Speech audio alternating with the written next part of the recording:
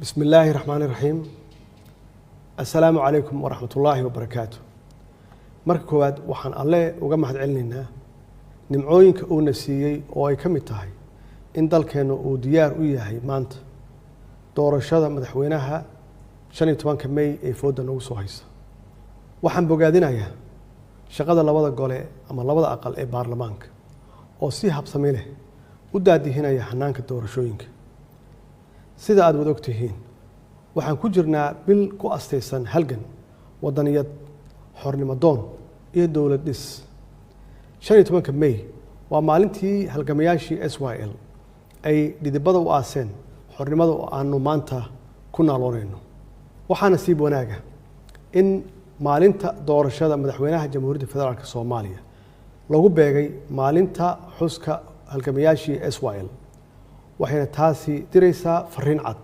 waxaan ka codsanayaa shacabka Soomaaliyeed inuu si weyn ugu diyaar garoobo una xuso maalintaas maamuuska leh.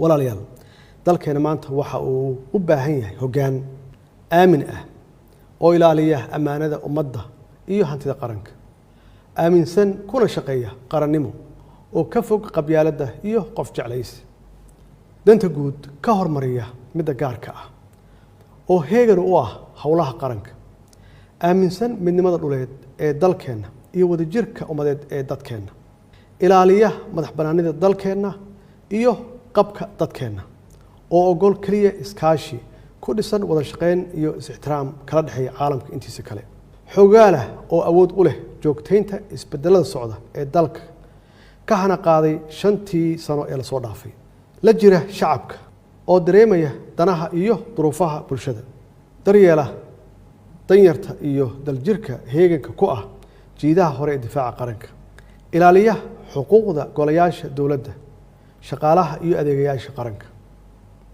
haddaba anigoo ka duulaya baahida hogaamineed ee dalkayga iyo dadkayga, tixgelinaya codsiga shacabka Soomaaliyeed, ayaan waxaan go'aansaday inaan mar kale isu sharaxo xilka madaxweynaha Jamhuuriyadda Federaalka Soomaaliya si aan u sii socodsiino isbedelka ka socda dalka.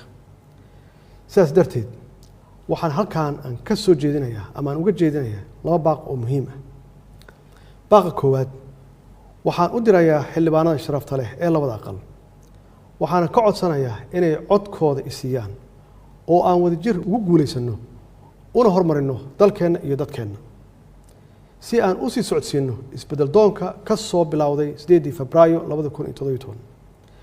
baaqa labaad waxaan u dirayaa shacabka Soomaaliyeed meel walba ay joogaan, waxaana si qadarin leh aan uga codsanayaa inay mar kale igu garab istaagaan dib u doorasho ku dhisan danta shacabka.